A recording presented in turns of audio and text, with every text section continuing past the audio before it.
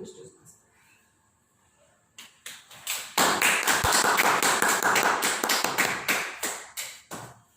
I will wait for the Toastmaster of the day to begin the timing.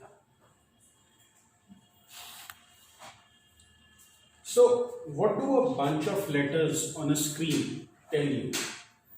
I've got ARCS, I've got OREO, I got OBC, I got M. Table Seems like random letters. But words don't tell stories, do they? Or do pictures do a better job? Let us see what pictures can do.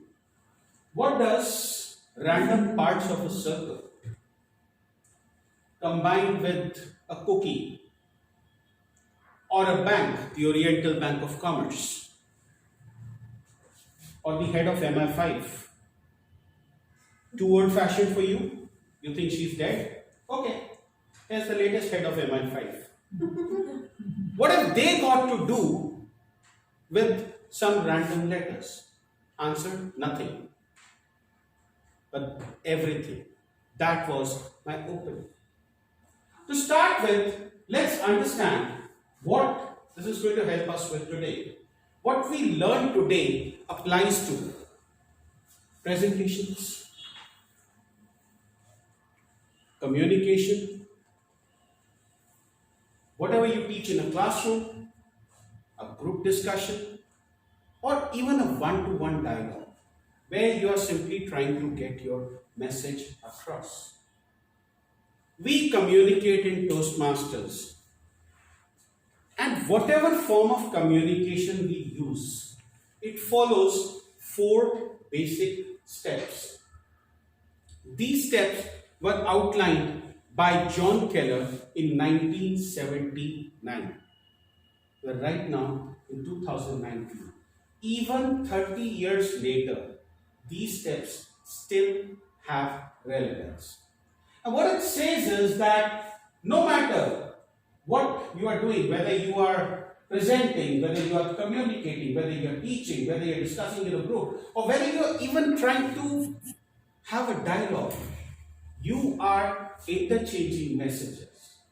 And when you are interchanging messages, those need to follow certain steps. The first step of which is that your message needs to get attention.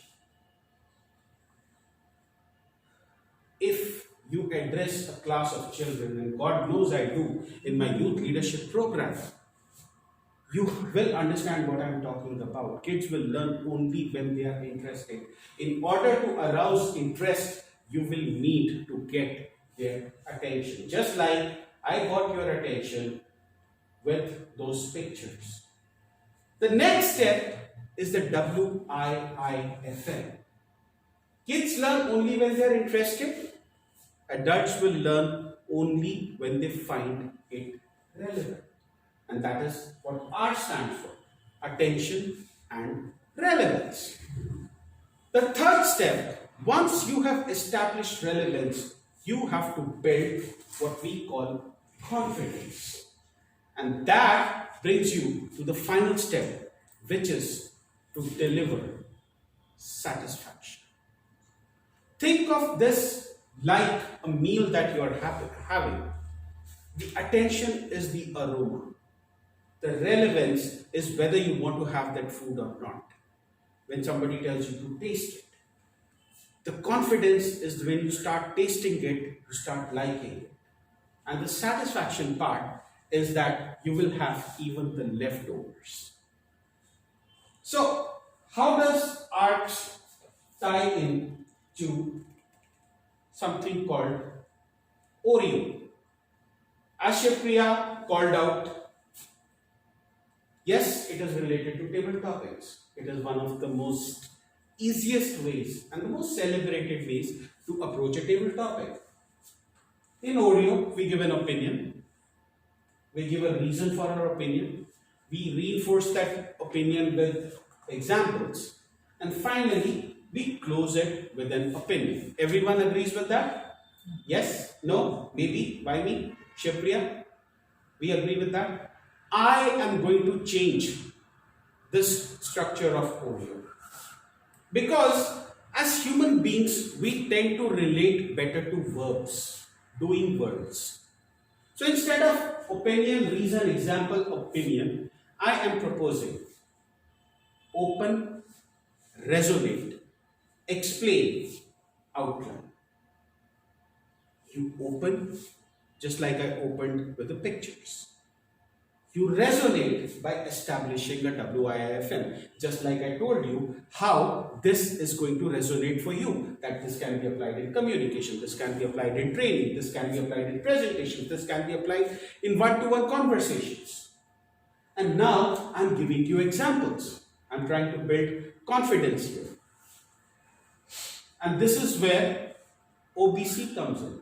Any guesses what OBC would relate to? Opening, body and conclusion. Now, can we agree that the open part relates to the opening? And that the resonate and example, explain parts relate to the body? And finally, your outline relates to the conclusion. And can we also agree that the one thing that ties all of them together is the M?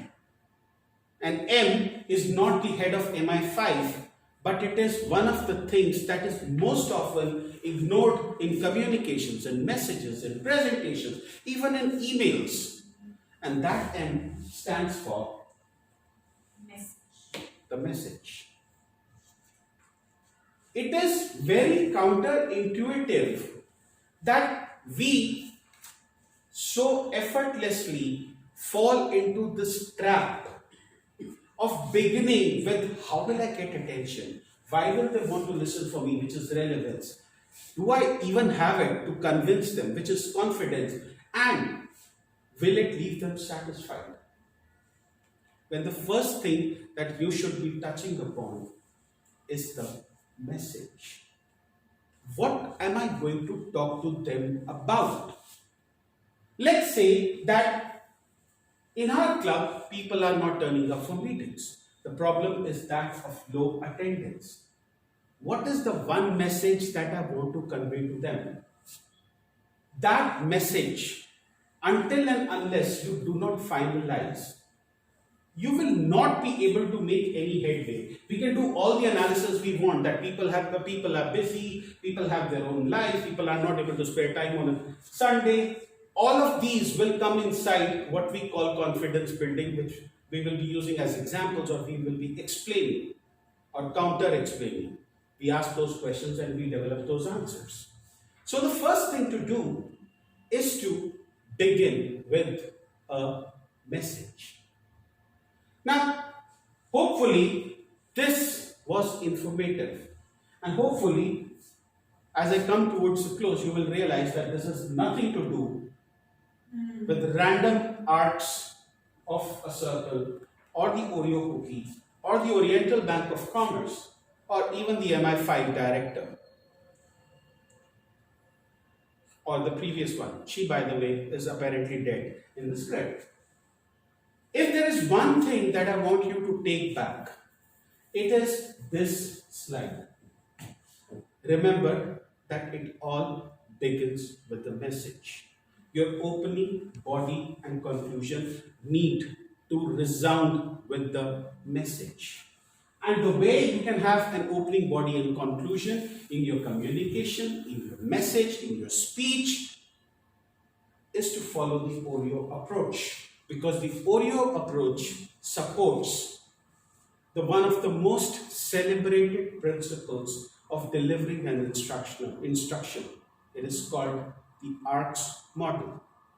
A model that has stood the test of time, that has been around for more than 30 years and counting. So who are you going to trust? Your own judgment or 30 years of wisdom?